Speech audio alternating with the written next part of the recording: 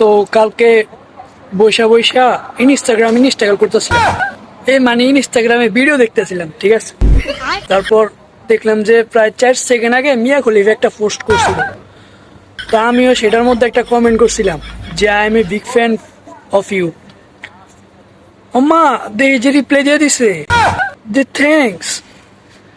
তারপর ওই যে ইংলিশ আর কি কইলাম যে সিওর নট ফর মাইন্ড, আমি আপনার সব কষ্টের ভিডিও দেখি, আমি চোখ বুঝলো আপনার দেখি, সব ভিডিও দেখি এবং সব ভিডিওতে ফিল করি, বুঝছেন। পরে এমন বলতে বলতে অনেকক্ষণ কথা কর পরে সে তো আমি ওনারে বলতেছি, আমারে জিজ্ঞাসা করলো যে আমি কই থাকি বা আমার দেশ কোনটা। আমি বলছি I am from Bangladesh, but আমি এখন কাতারে থাকি।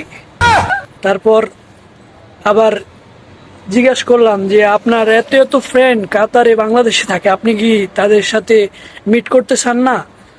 তো বলছে যে এই জুলাই মাসের 20 তারিখে সে কাতারে আসতেছে, কিন্তু কই আসতেছে এটা আমি বলবো না, যদি বেশি মানুষের ভিড় হয়ে যায় তো আমি আর মিট করতে পারবো না, কারণ আমি তো তার বিগ ফ্যান, বুঝিনি।